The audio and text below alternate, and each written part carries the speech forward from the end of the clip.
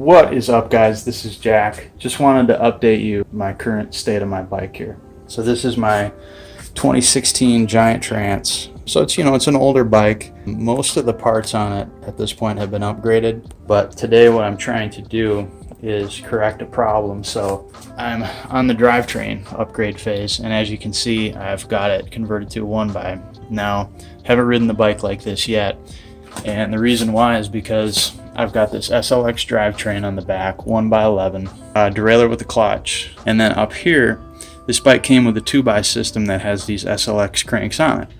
So I tried to use these and utilize a race face narrow wide chainring here. This is the 32 tooth. So the problem that I'm having is my chain line. So if I can find the right angle to illustrate this, what's happening is the chain is lining up with about the third cog in the rear, which is terrible. It should be on the sixth cog. It should be lined up with the sixth cog.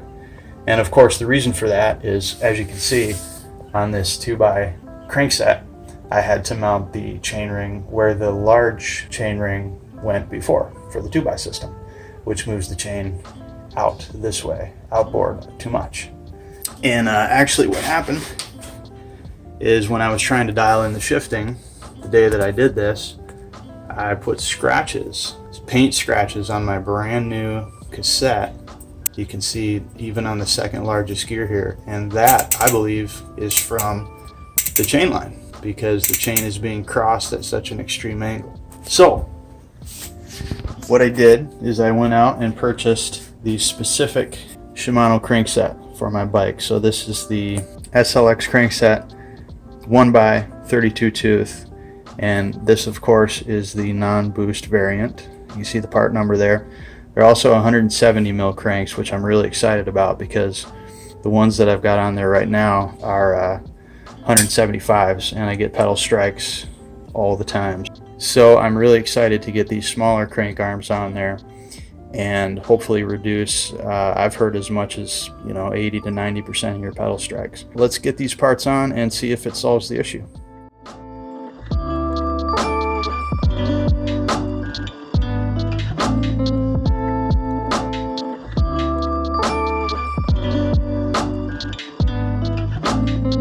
So I wanted to show you guys another little trick here. I've gotten to the point where both the pinch bolts on either side are loosened, and if you're doing that with an Allen wrench, which means you probably have a set of Allen wrenches handy, so take one of the smaller Allen wrenches, I think this is like the 2 mil, and use this to get your security tab up like this. Okay. The next little trick I'll show you is this dust cap right here. Shimano wants to make you buy some tool to specifically remove these dust caps, which is ridiculous. I mean, so I looked online and I looked for some solutions of ways that I could get this off without a special tool. And what I ultimately found was this right here. Good old trusty butter knife. So check this out. Stick it in here. It's going to engage inside of those little threads or notches. And look at that. Simple as can be. Just a regular butter knife. Nothing special about it. Is gonna get rid of this dust cap here for you. And you should, theoretically, I'm doing this with one hand, be able to take the crank off. Simple as that. So just wanted to show you that. Guess you can call it a hack if you want. You can call it whatever you want. It's an easier way. It's a way to make a job easier, and you don't have to buy so many special tools. So let's carry on.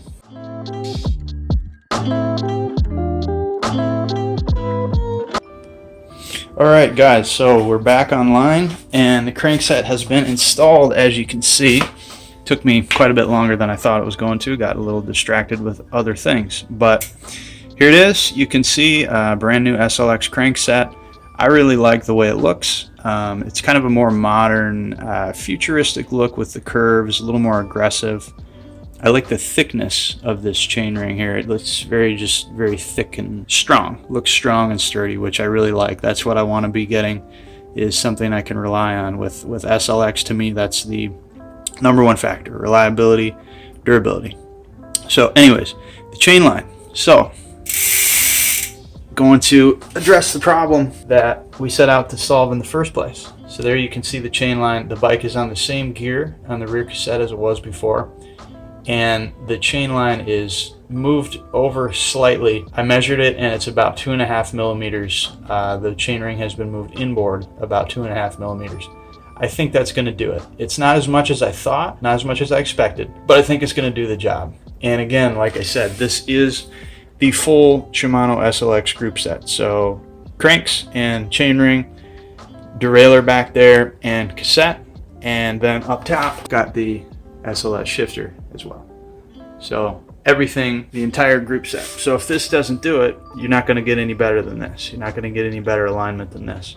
So in summary, if you're somebody that's like me that has an older bike that came with a 2x drivetrain and you're wanting to swap to a 1x, I would suggest that you use all the correct parts. I guess you could use a different cassette or different derailleur, whatever you want there, the shifter, but what I'm saying is I would definitely use the correct chain ring to match the cassette you're using, because it's that chain line that's going to determine how fast your chain wears out, how fast your chain ring in the front wears out, how fast all your gears in the cassette wear out. And it's going to put extra stress and stuff on your derailleur if you've got an extreme chain line too. So use the right stuff and do it right, and I think in the long run you'll be happier. If you learned anything valuable in this video, hit that thumbs up button. Thanks for watching, and we'll see you on the next one.